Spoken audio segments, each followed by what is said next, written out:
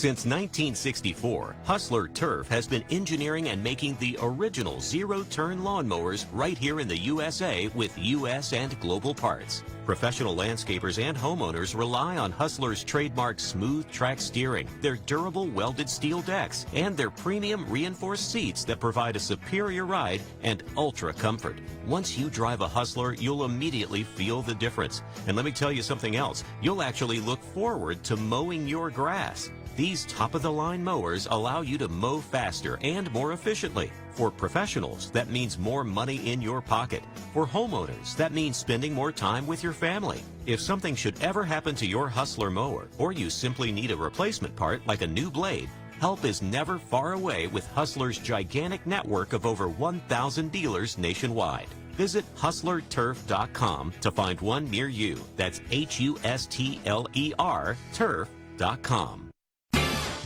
I want to take 2 seconds to say thank you, Joe, because this kind of work is yeoman's work, and it's needed in this country. You're 100% right, Joe, and thank you for doing God's work and being out there and keeping the message and the information flowing. Joe Catanacci, weekday mornings from 7 a.m. to 10 a.m. right here on the Big Talker 106.7 FM, WFBT, New Hanover, Brunswick, and Pender counties.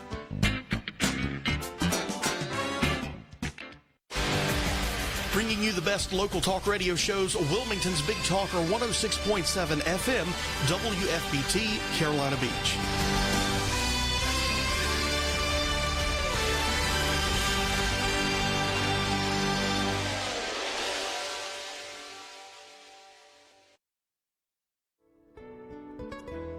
The information on this program is intended to share the experiences others have had in battling addiction and to let you know there is hope to recover, no matter how bad things may seem. Please do not change any program you are on, especially if under medical supervision, without the approval of your doctor, counselor, or other professional treatment.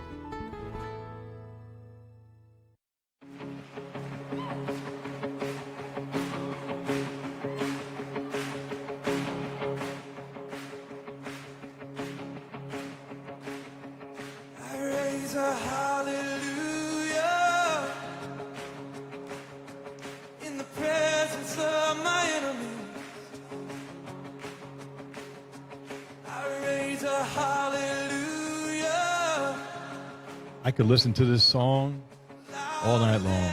Such a great song. Welcome to Recovering Hope. My name is Marcley. A pleasure to be with you again this Wednesday evening in the Port City.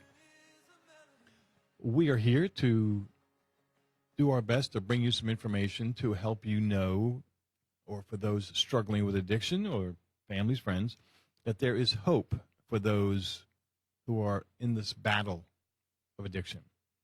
Sadly, it's all too popular and seems to be worsening as time goes by here, unfortunately.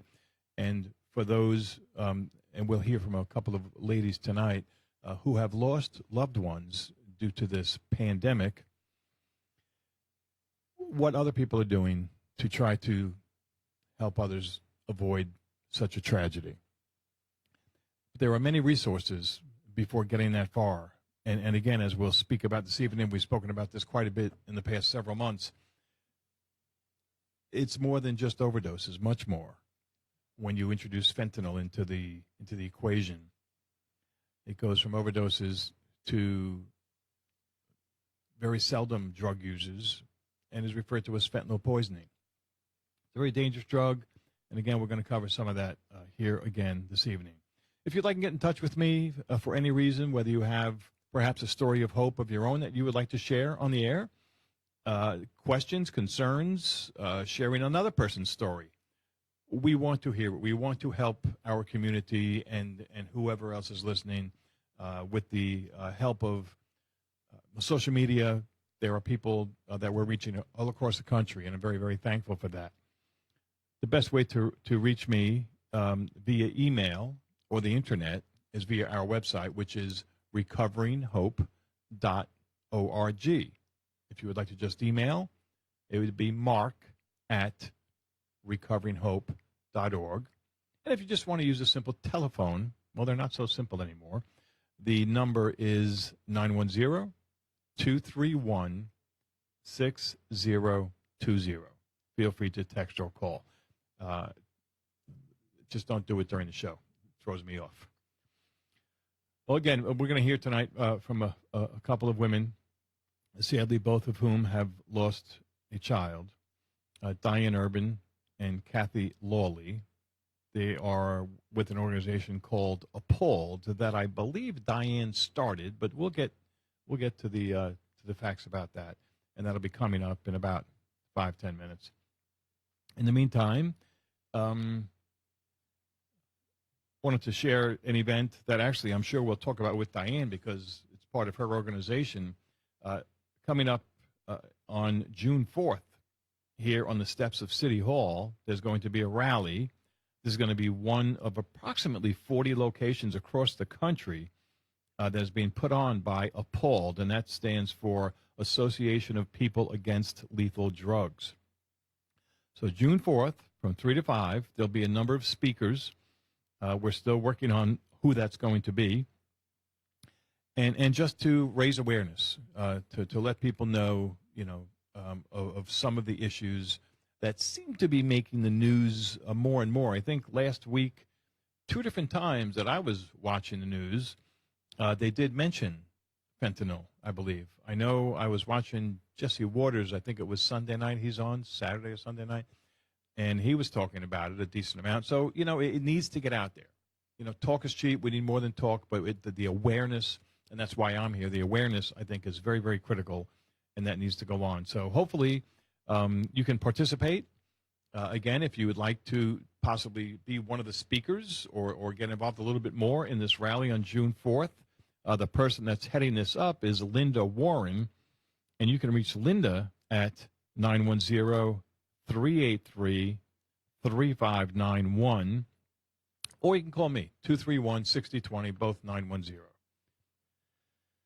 Well, last week we had the pleasure to speak with a couple of people. That was, I think, a very good and unique series of interviews. One was my friend Barbara Jean, a local woman that I actually went to school with in New York. As I said last century, we were in school together.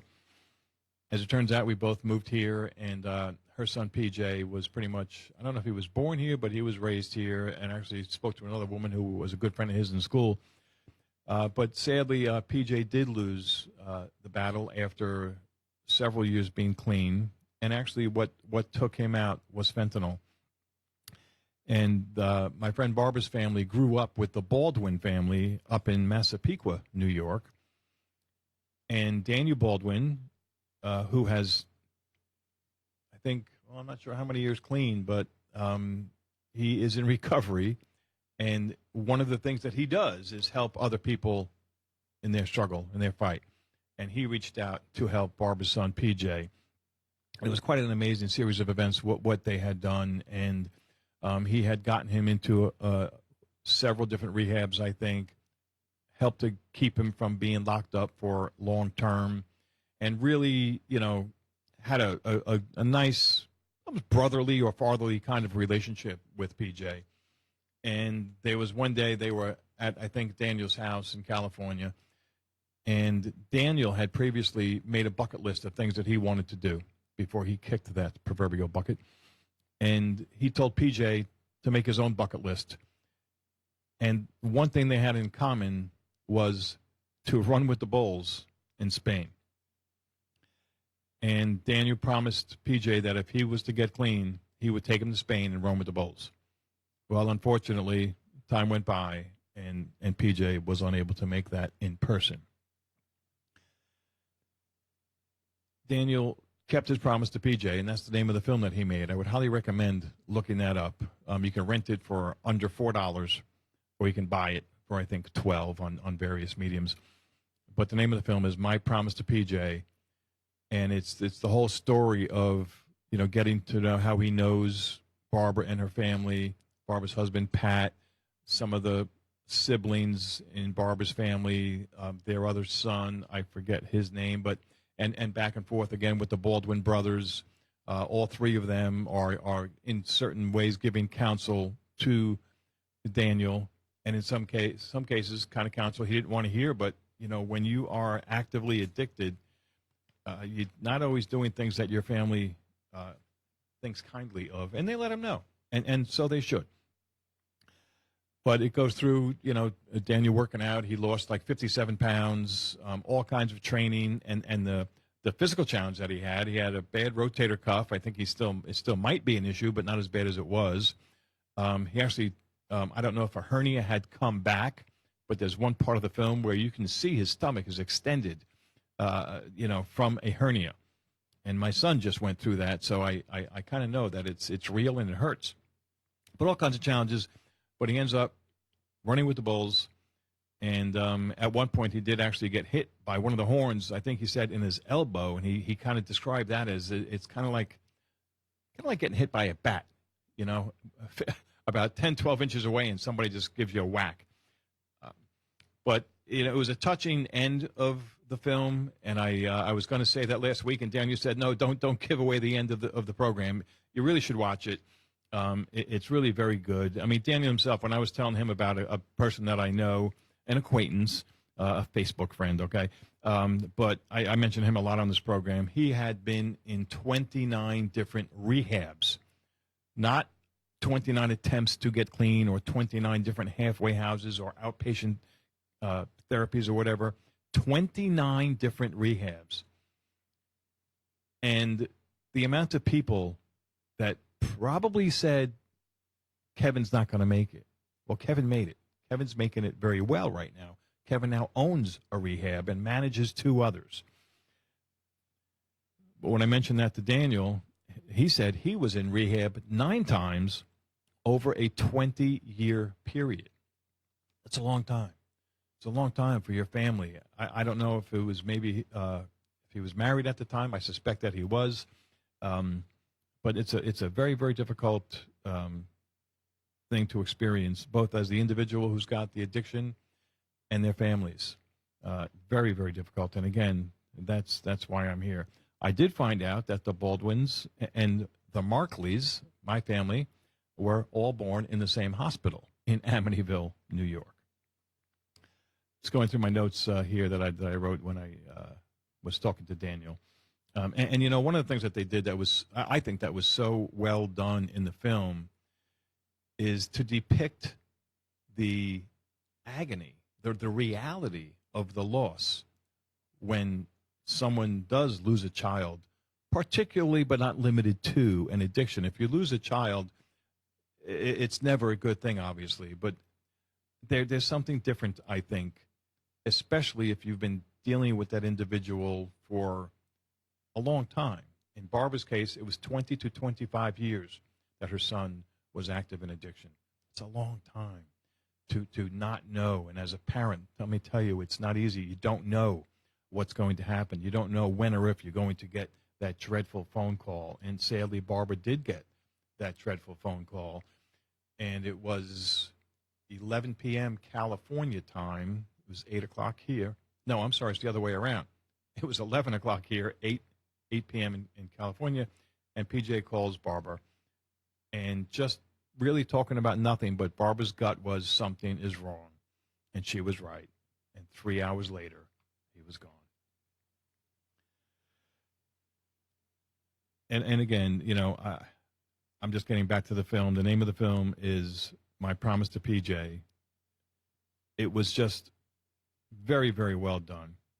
It was so good to see the family, his brothers, again, all getting together, giving him counsel. And it's not because, they're all famous and, yeah, everybody knows Alec and Daniel and Steve and Billy, but it was just, you could tell it was just family, putting all the, what do you call that? Fame. It's not the word I'm looking for, but that'll do it. And around the end of the show, of the film, and Daniel was saying during this whole film, like one of the reasons he was doing this was because he just wanted it. He thought it would help him to get over PJ's passing. Because again, he really took a liking to this young man. And I had asked him, and he does say this in the film as well. I said, the running with the bulls, all the prep, all the anticipation and the excitement, the thrill, the hardships, the difficulties, the pain, did it take away the pain of the loss? And he said it didn't. And when I asked him what did, and he said, it was only my faith in Jesus Christ that helped take away that pain. And I thought that was, according to him, it is a very true statement. And he's not just talking the talk. This man is walking the walk. So he does help a lot of people that are having addiction issues. And I know that even though PJ passed away, I'm sure that he brought a lot of comfort to Barbara and her family. So we just want to thank him for that. There's something in my notes here that I wrote. I think I read this a couple of weeks ago. And this is regarding fentanyl. But imagine if a group of people, whether they're Americans or foreigners or whoever, were intentionally bringing something into your home, your place of work, maybe a nursing home or your school that contained the coronavirus, knowing that this would cause others to get very sick or possibly die. This is what's happening with drugs, including but not limited to fentanyl, and this is what we'll continue to cover this evening. And yes, that is also true for this evening, and this was true a few weeks ago when I had written this. So we're going to take a quick break, folks, and when we come back, we're going to hear from Diane Urban of APALD. We'll be right back. Don't go away.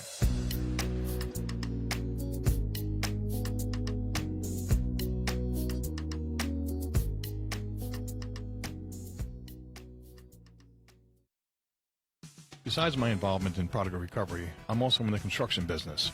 I say that to say this. When we have tropical storms or hurricanes, the real hard, difficult, expensive, and dangerous work is usually the result of trees falling on homes or other personal property. Hurricane season is not the only time to get prepared for this. As a matter of fact, it's before and after hurricane season that you need to get prepared. My son Chris started his tree business called Climb Pro Expert Tree Care after Hurricane Florence. Chris has all the equipment and manpower to take on even the most challenging jobs. With over 20 years of combined experience, Climb Pro LLC can safely remove any unwanted hazardous trees from your property. They also offer tree pruning, elevation, dead wood removal, and other expert tree care services. Don't wait until you have a tree emergency. Visit climbpro.com, that's climb with a K. Check them out on Facebook or call Chris Marcley at 910-540-5249. Mention this ad for a 10% discount. When it's time to get something done, and you've done your due diligence to find the best vendor, it's time to say, just do it. Well, there are a few things we need to do from time to time, and that is to move. Whether it's moving that overstuffed garage to climate-controlled storage or moving across the nation, the company to choose is Just Move It Moving and Storage. Stetson Strickland, owner and founder of Just Move It, takes pride in his work and is hands-on with every move and offers full 100% carte blanche service where you pack and they carry. Junk removal, site cleanups, if it involves moving things, this is your one-stop company. They also give back to the community. Unwanted furniture goes into storage, and every month they donate it to those in need in the community. So, if you're ready to make that move or just get a quote, Just Move It can be reached at 910-795-7658 or on the web at movingcompanywilmingtonnc.com. Just call them.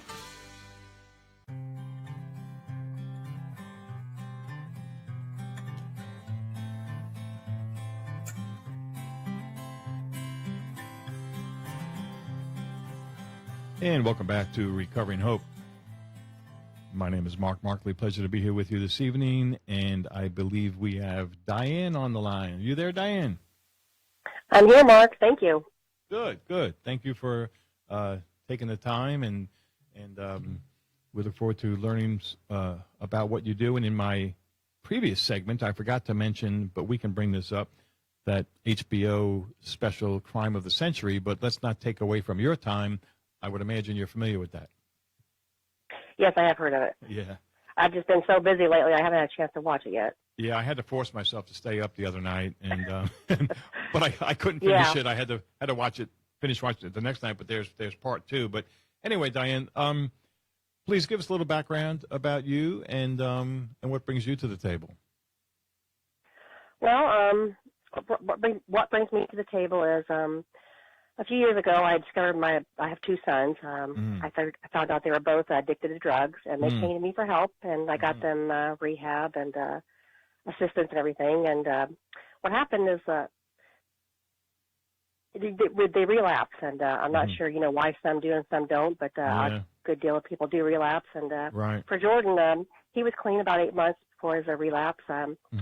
He turned to drugs. I found out after he died from his phone. I looked in his phone, and I knew he had a bad toothache. I could see his face spelled out. But being having Medicaid insurance, he could not get to a dentist within 2 weeks. It was a 2-week out appointment. Oh, wow. So I found on his phone that he went searching for drugs 5 days prior to his dental appointment to get that tooth pulled out or treated. Oh, wow. And what he got, instead of his drug of choice was heroin, what he got was 100% fentanyl.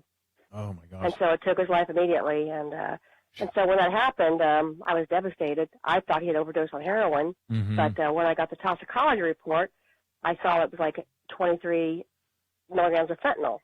Wow. So I started looking into fentanyl, and I was really mad and upset because I started learning about the whole fentanyl and lethal drugs, and so I started a group and started with family and friends. I needed to make a difference in the world, and so I started a group, and initially it was called Parent and Family Movement Against Heroin and Fentanyl.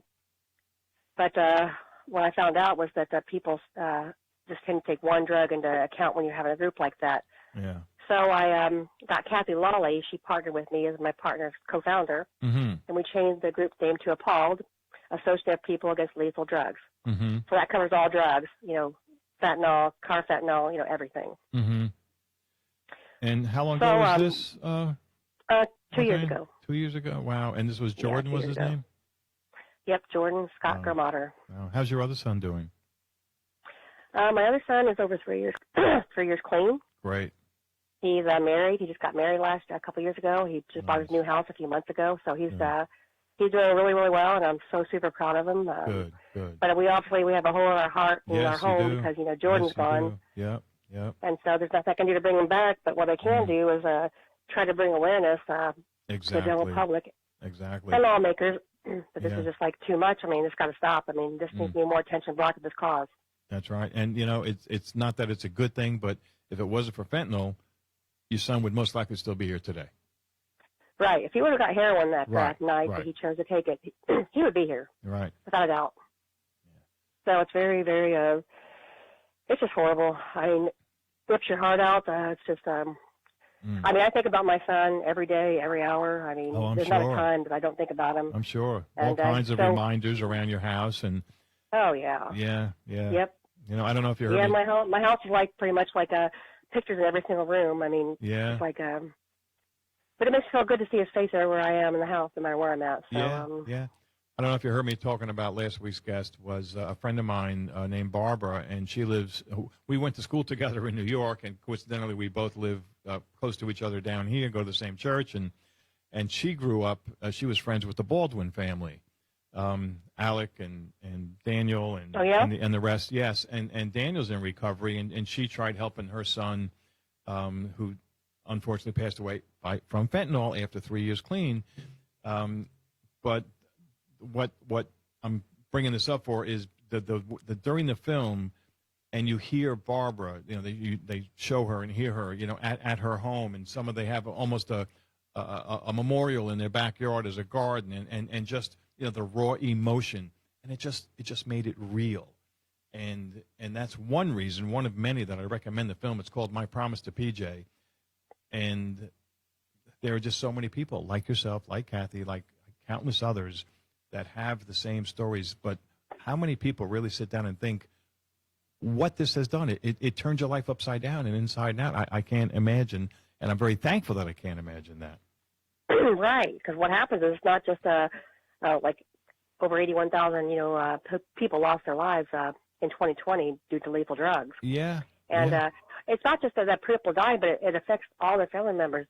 The mother, the dad, the grandparents, the cousins, the brothers, the sisters. I mean, it affects everybody across the board, and we're all going through so much pain, and no one's listening. That's because what I guess it seems like. A stigma.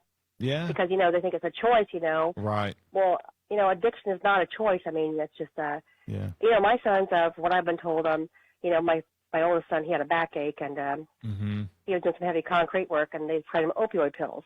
Well, they refilled it several times, and they cut him off, so he went and got pills on the street. And then somebody came along and said, hey, try, this stuff that's just like cocaine. It's called heroin. It just lasts longer and does better, and, and that's how it all starts, and it's just like, it's horrible. It's a horrible situation that we're in America, and it's ruining lives and families. And yes, it is. Yes, so it that's is. why we're planning these APALD rallies. Yeah. Now, nationwide on June 4th. I know, and we're going to talk about that in a minute, but I know that you know Virginia Krieger, and she had a post today on Facebook. Illicit fentanyl seizures at the border are up 223% as of January. And in the same post, she said, enough fentanyl has been seized at the ports of entry since January to kill more than 475 million people. And, we all have heard, I guess depends on the news you listen to, that there are a lot more people and drugs coming through our borders, the southern borders in particular.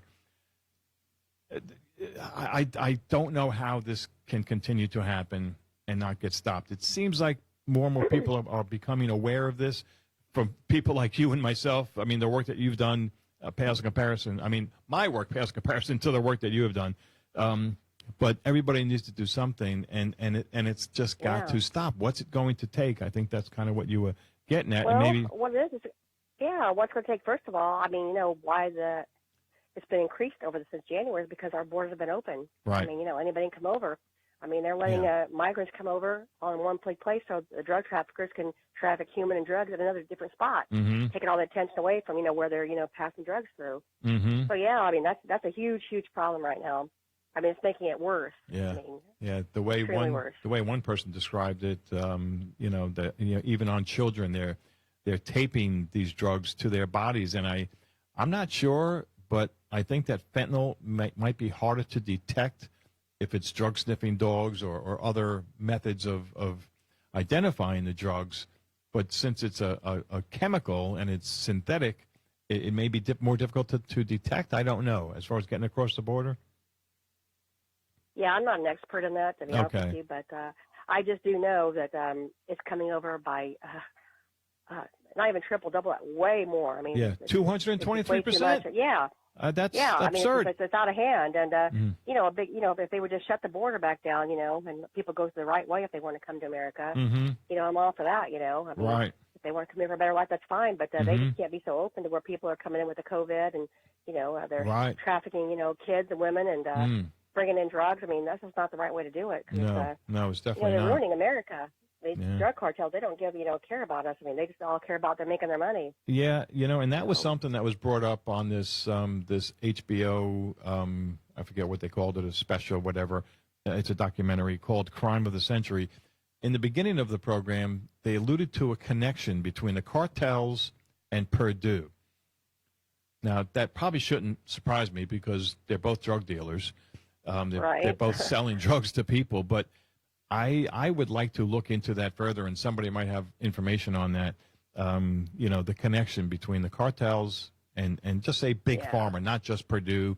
The Sackler family and the whole thing. It was quite an interesting. Well, yeah. I mean, there's like a whole bunch of stuff that going on, and they say the government's involved. I mean, who really knows? I mean, all I know is we're America. We can do so much stuff around the world. We have so much good technology, but yet we can't stop drug cartels. I mean, it doesn't make any sense whatsoever. Yeah, I think there's just... we killed a terrorist overseas, knew right where he was and killed him, but, we can't catch these drug traffickers. Yeah, I think... Hard to believe, but... there's just too much profit in it, Diane, and I really do believe that is the bottom line. They say follow the money. So this is all what led to you organizing what's going to be a nationwide rally on June 4th. Right. How many different locations do you have? We have roughly around 30. We still have a couple pending, trying to, get their stuff together. But, it's going to be about 30. That's great. From New York to California. Yeah. We've done a lot of planning. We've been planning this since, before the first of the year. And it's coming along really good. I'm very happy. I'm very pleased. And good. Everybody's getting involved. And it's been a good experience, especially for me.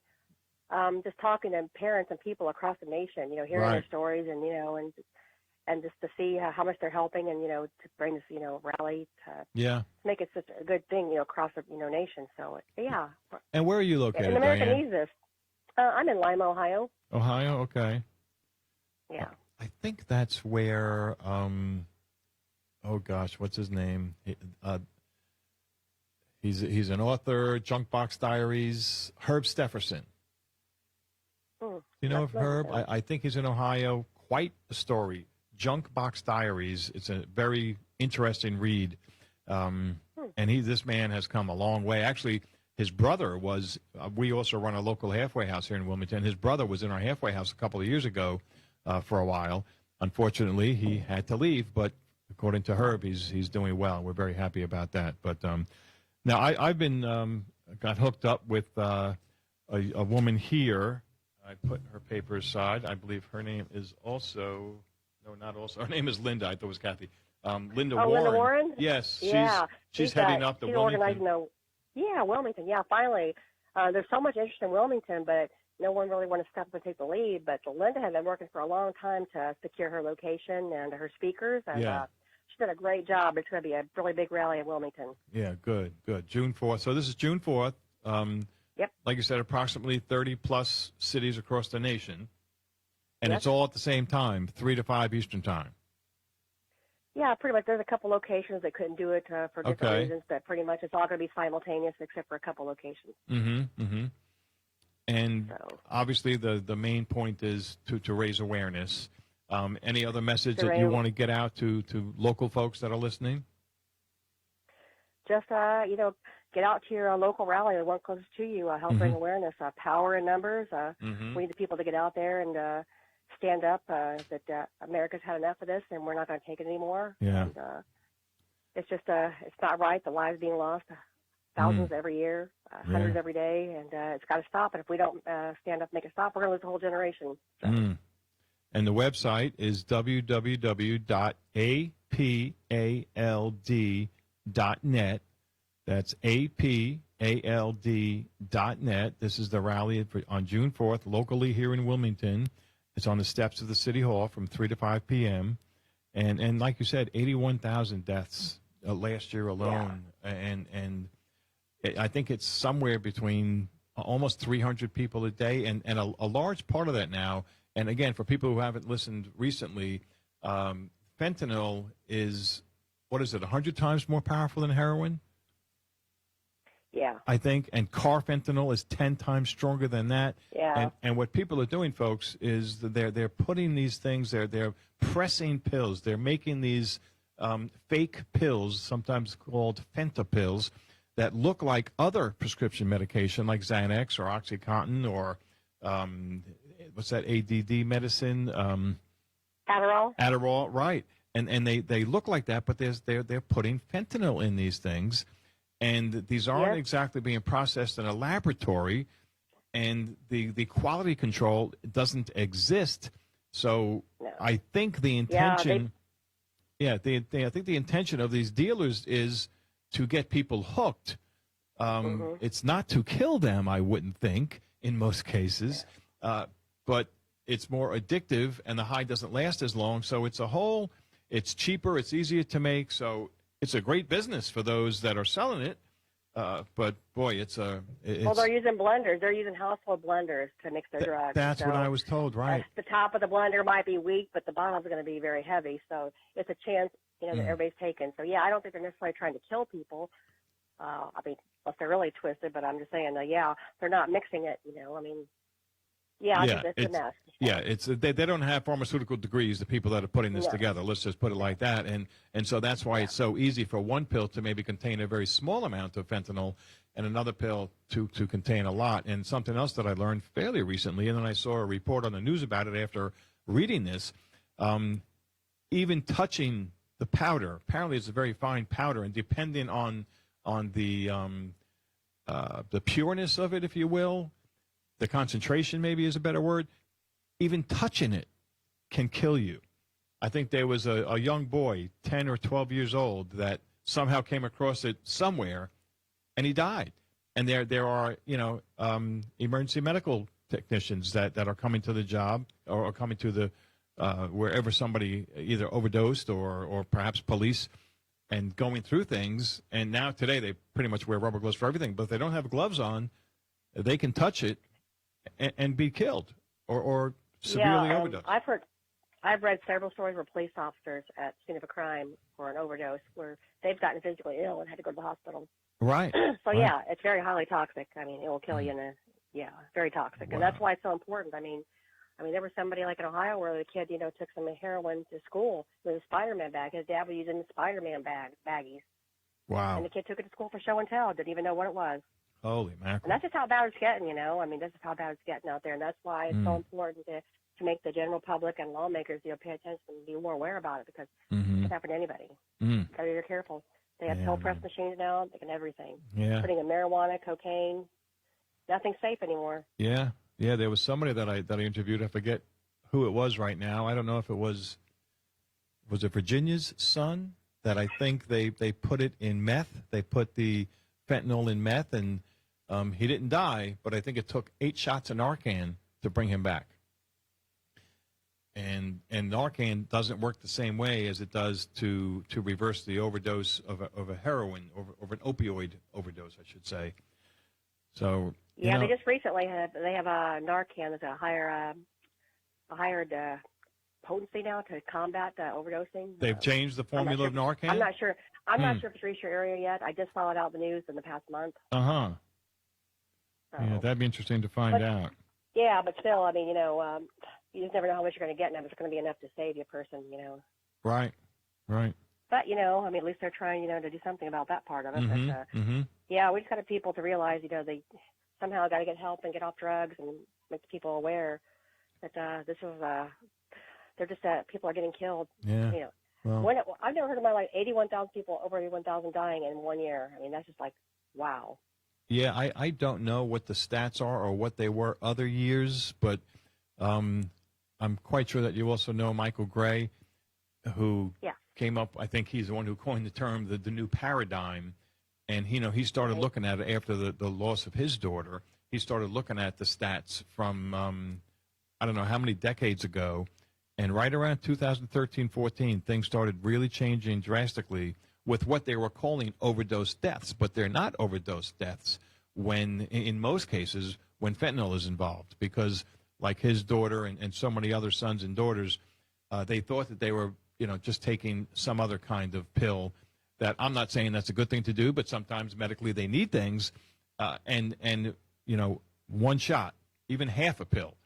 I think it was Ed Kobelis's son who took a half a pill, and they found him on the floor the next morning because they don't know. So this is risky. I think the message needs to get out to everybody, but particularly the younger generation, that they might be at a party and somebody might say they've had a couple of beers and, hey, man, you want a Xanax? And, okay, years ago that maybe was no big deal. I'm not saying it's good, but it happens.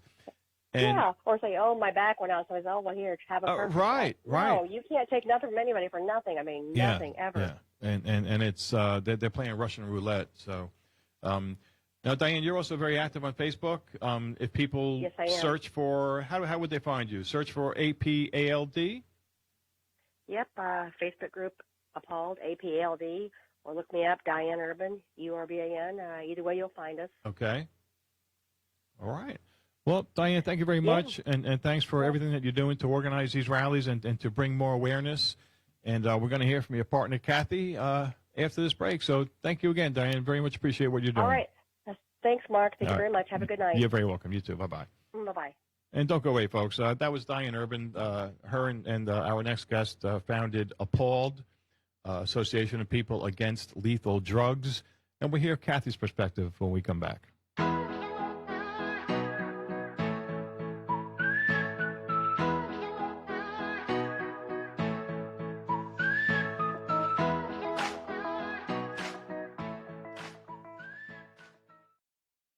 Chris Baines and his team at Coldwell Banker Seacoast Advantage have been helping folks buy and sell homes and land in the area for over 20 years. With the support of a team, their clients enjoy the highest levels of success, communication, and protection.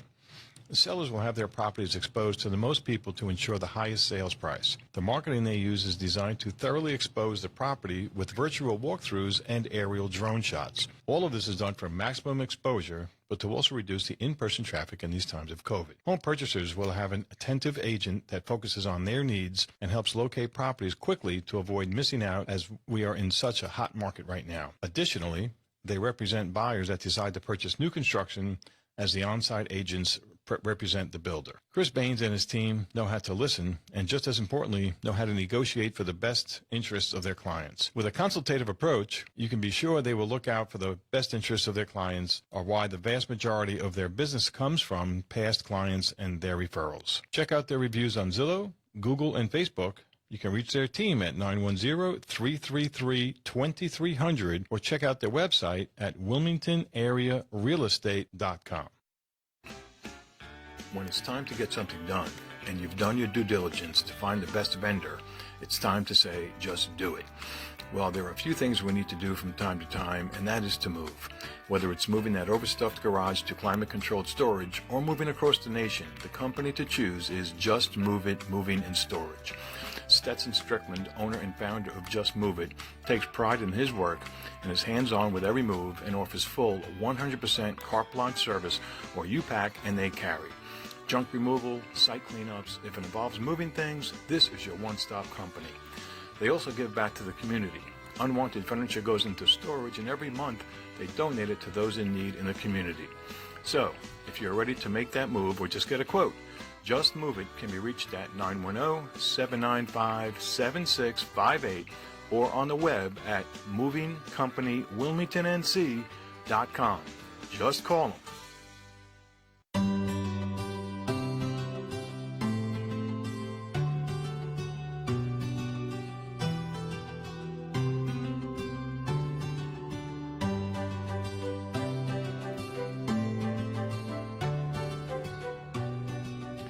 And good evening. Welcome back to Recovering Hope. My name is Marcley, and we are here to give you the best information that we can to let you know that there is hope in the battle against addiction, resources for those that are struggling, and what other people are doing after the tragedy of the loss of a loved one in an effort to help you not experience that same thing. And on the phone with us now is Cathy Lawley. Hello, Cathy. Hi, good afternoon. How are you? Good. How are you doing? Very good. Good. Are you in Ohio also, Cathy? I am. I'm up near Cleveland. 20 miles outside of Cleveland. Okay. Mm-hmm. Are you close to Diane? I know you guys are partners in this. We're about 3 hours apart. Oh, okay. We have met in person once, yep. So not around the corner, but same state. Okay. Yeah. Well, Cathy, give us a little background on again what got you involved in APALD and other things that you're doing. Yeah, thanks, Mark. So I have two boys. One unfortunately has passed. Michael, he was 31, and he passed away on March 23rd in 2020. So he passed away from pure carfentanil poisoning. Oh, wow. And I have another son. Carfentanil, yeah. Actually, carfentanil is the main reason in his toxicology, yeah. Yeah, I just mentioned that with Diane, and from what I understand, fentanyl is 100 times stronger than heroin, and carfentanil is 10 times stronger than fentanyl. Is that correct? That's correct. It's actually an elephant tranquilizer, and oh, wow. And should be in no human body, actually. My gosh. Wow. Yeah. And that was just a little more than a year ago. Yeah. Wow. March 23rd was his 1 year passing. Wow. I'm sorry about that, Cathy. And Thank you. Yeah. Thank you. I really appreciate it. I know so many other people do too. You know, what you're doing to, again, as I said, to do what you can to try to bring awareness and making this, less likely for somebody else to experience the same sort of thing. So please continue. Yeah. So my other son, Anthony, who's about 4 years older than Michael, both of them suffered from substance use disorder, both of my sons. And the struggle went on in all three of our worlds for, the 15 years. And my son, Anthony's been sober for 7 years now. Oh, great. He'll get to 8. and he was almost worse than Michael. And so, but fortunately, his usage ended before this paradigm shift we're in now of the fentanyl crisis. So I've been involved with, parents and families of those that suffer substance use disorder for some time now. And I really never believed that my son's story would be part of the ones that I read and heard about every day for the past 15 years. I just never thought. So you began this crusade before your son passed away. Oh, yes. Yes. I've been involved for some time now. It's all the only world I've known for 15 years, really, for the most part. Yeah. And what I found was that it was probably about 7, 8, 9, 10 years ago that I realized I needed to channel my efforts and my grief and my day-to-day sadness with watching relapse after relapse and jail stays and recovery and getting your hopes up with other families. And so I did that for some time, and then when Michael died last year, I did grieve, and I think Diane may agree too. Her and I are probably a rare few. Most moms, mainly moms, I say because they're the ones that we mainly deal with, but dads, family members, just they can't cope with the grief enough to go into activism. And I think that it does, take a certain person, but for Diane and I, that's been our story. We find that channeling the grief that we have through activism and these efforts is crucial, because there's not too many of us out here that can actually do this, and so we really stay strong in this. And of course, we go through our times where we have to pick each other up and hey, I'll cover for you till you can get around the corner. But that's the world we live in now, and I think her and I are devoted. So yeah, I think so, and as are many others. I mean, I think that there's a whole lot of people that are all mutual friends on Facebook, and my page is filled with stories of recovery and some stories of tragedy, but that's okay, because I think that's one of the good things. It's bringing a lot of things to light that would not otherwise be brought to light. And, we are in Wilmington, North Carolina, and I'm talking to you in Ohio, and I've spoken to people from all over the country. And because of social media, the message is getting out there. I would like it to get out there even more, and I'm working on that the best I can, because, the talk is clicking, and I just feel a true sense of urgency to share this information, to get this,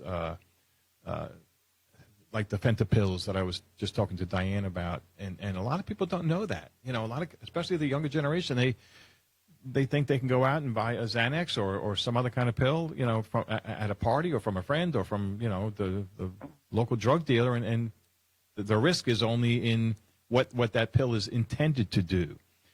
Right, and I think, Mark, that I would say a lot of people is an understatement. I would say the majority of people don't understand this.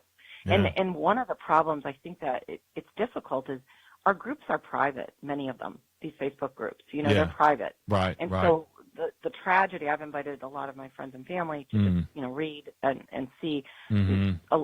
These parents, they don't want to. They're either A, in the middle of an investigation, or B, they're keeping this private because they're ashamed, and this is where we're stuck. So yeah, I'd say a lot, not a lot, but I'd say the majority of people, families, don't understand. When I post on my public Facebook page, just here, pass this news. Right. I will tell you, people are like, I had no idea. Like my kids, I talk to people about this all the time, and they don't know. Right. Yeah, I think the message really needs to get more into the schools, and something that I shared when I was talking to Diane. I'm looking for it in my notes here. Oh, yeah, here it is. Do you know Virginia Krieger? Yes. Yeah. Something that was posted today on her page. Illicit fentanyl seizures at the border are up 223% as of January 1st. Yeah. 2%, would be a lot. Yeah. 223%. The big question is why? Why are we doing that? Yeah. I mean, I can't, for the life of me, understand why our administration is not acting on this and, in fact, going in opposition of what we're trying to achieve. Well, I'm fat. I think, unfortunately, the fast answer is because these people that they're letting in are going to vote for them. Sure. You know, and that, you know, what a way to get a vote. That's absurd. I don't want to get too political here, but it seems like they can't do it based on performance. Yeah. So, you know, they're buying the vote that way, and that's an extreme increase in the amount of fentanyl that's coming in here. You know, I spoke again briefly with Diane about, you know, this paradigm shift. You want to give us your perspective on that? Yeah, as I said, you know, my son recovered back in 2013, which is right around the time where fentanyl started to show its ugly head. And so I'm blessed to have him here today, probably just for that reason alone, that he got sober prior to that. My son Michael was he hated the world he was in. He would literally cry and beg me, Mom, help me. And he would stay sober, keep a good job. He was a personal trainer, extremely, you know, up at 3 a.m. working every day. He would just have these relapses every so often, and that relapse would, you know, only last a short time because he would just go downhill and then he'd be right back up. He, unfortunately, when he had this last relapse after 2 years of sobriety, he unfortunately got into the hands of the fentanyl, carfentanil. And so the paradigm shift is really about what are we dealing with today? We're not talking about the stigma that we attach to someone sitting on a street as homeless and got a needle in their arm. Right. Although I don't want to offend anyone that has, no, of course. You know, that's not to say there's, you know, that is bad. That was plenty bad, right? Yeah. So what we have to say is we have stigma attached to that. But now people aren't dying that way. Yes, you are going to get somebody that dies from pure heroin. Of course, it does happen. It's not the case. It's generally the exception, not the rule any longer. And so that paradigm shift is that people, such as my son Michael, that would normally not have died from that relapse. Right. He wouldn't. He snorted heroin. He didn't snort enough to kill him. And he unfortunately snorted fentanyl, which will kill you. And so we're talking about a complete shift in what people like to call overdose, and that's where I stop and say, this is not overdose. Right. If you want to use the word in the technical sense of overdose, that they had too much of a drug, you could say that. Yeah, good point. You could have too little, and it would still not be an overdose. You had a lethal substance in you, not too much of a drug. And so people have to start to change their mindset and their thinking, and where we need to hit hard is so recently I was on one of our local news stations and spoke with a media reporter, and her and I, after the interview, we spoke, and she said, Cathy, help me to understand. You're saying not overdose, but everything we get from reports has the word overdose. Everything that comes from the county has the word overdose. And I said, that's exactly it. So those are the organizations, the counties, the medical examiner's offices, the law enforcement, legislators. We have to get to the root, change the language. And I think that brings us to the next point about the streamlined process for, as you put in your notes to me, for county responders, law enforcement, medical examiner's office, that's resulted in confusion, you know, with the victims' families and all that. Why don't you touch on that for a bit of it? Yeah, this is it kind of branches off of what I just said. Right. So in a normal world of someone dying from a true overdose of perhaps heroin, cocaine, what have you, meth, the first responders, the families, they come to the scene, oh, she died of an overdose. Right. Okay, we don't really need a toxicology or a autopsy or an investigation. We know this person. We see the drug next to him. We know it's heroin.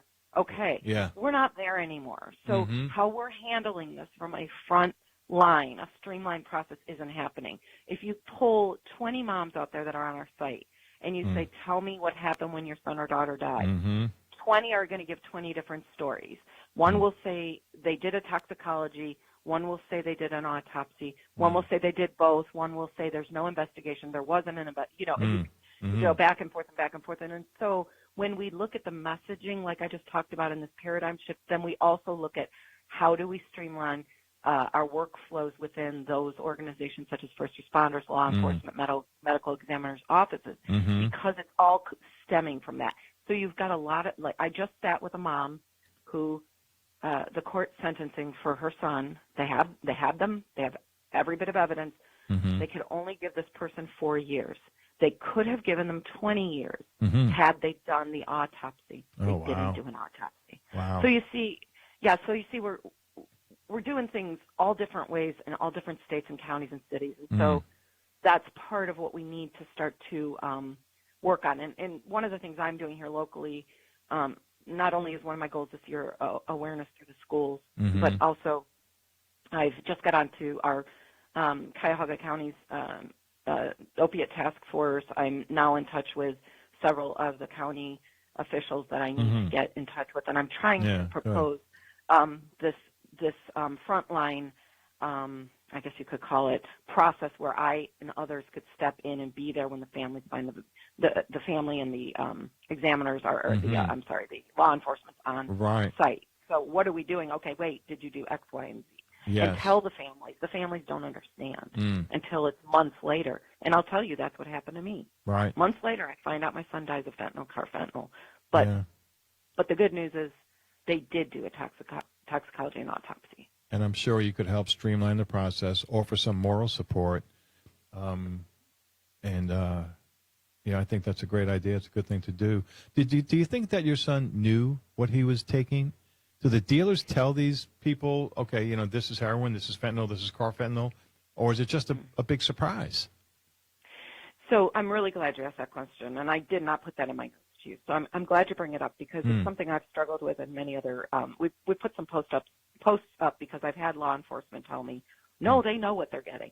Now I'm learning that there are some younger, new to this, world know that they can take just a speck of it and get them a better high. But again, you can't. This is Russian roulette because this isn't being regulated by a physician or a nurse. There's no regulation. You've got just cross-contamination of fentanyl in with any drug you could imagine that they're dealing.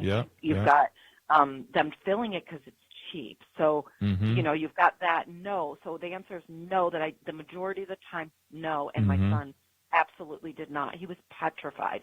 And he had brought it up to me in the last time he relapsed. He said, Mom, they found fentanyl in my system because they had Narcaned him. And I said, oh, my God. And he said, Mom, I'm petrified. I don't think I'll ever do this again. Well, I have to say he did do it again because he played Russian roulette. He knew there was a chance, but he took the risk.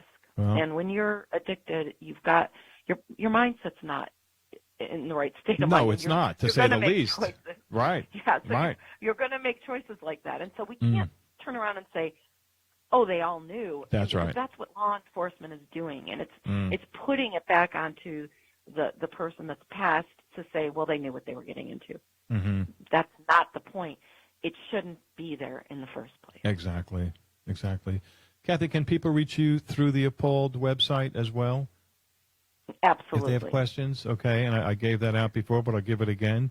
Again, we're speaking with Cathy Lawley with APALD, and that website is www.apald.net. And would that be the best way to reach out to you, or Facebook? I would also say private message on Facebook is good. Private message on Facebook. I'm under Lawley, Lawley, and it's Cathy with a C. Okay. Well, Cathy, again, thank you so much, and I'm so sorry for your loss. It's got to be it's just so hard. I think it was when I was talking to Diane when I talked about that film that Daniel Baldwin did with my friend's mom. And she, through this film and with Daniel and his brothers, just made it so real and horrible. And it should be. People need to know this when you lose someone in this manner. It's never good, of course, always a bad thing to lose a child. But it's just something different about, especially if it's been after years of addiction. But, again, a loss is a loss. But it's just the way... your life, Diane's life, so many others, too many others, and at the close of the day, there will be hundreds more that have to live with this, whose lives are upside down and forever changed. That empty place at the table, and I could go on and on. But well, look, thank you very much. 300 plus per day, Mark. Yeah, 300 plus per day. Yeah. And I want to say thank you to you because you don't find this every day that someone's trying to raise awareness through their radio show, and we really appreciate you too. Well, I'm glad to do it. I'm not glad that I have the experience that I have with the addiction that has hit my family, but thankfully, my sons are still with us, and I want to keep it that way for them and for so many others. So, well, thank you, Cathy. Appreciate it. And if you can, tune in next week. Have you ever heard of Laura Lee Rosano? Yes, I think I have. She's going to be my guest next week, and I'm going to talk about that in a minute. Okay, great. Yeah, Thanks, Mark. all right. Well, thank you, and we're going to help to build up that rally on June 4th. Excellent. Thank you so much. You're very welcome. Thank you. Bye-bye. Take care now. And that was Cathy Lawley, also of APALD, with her partner Diane Urban. And again, folks, rally here in Wilmington, June 4th, 3 to 5, City Hall steps. How much time we got, TK?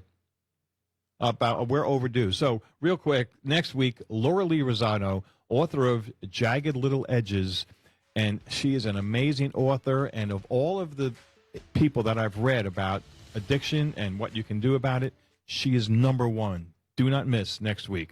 Thank you for tuning in, and God bless.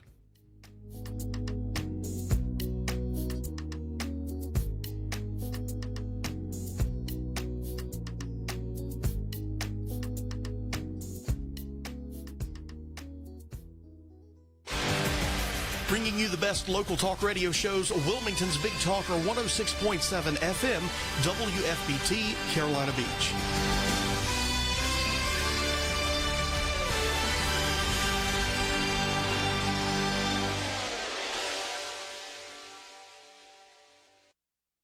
It's Thursday night, and you're grabbing drinks with some friends. Started off with a pitcher for the table, which quickly becomes two.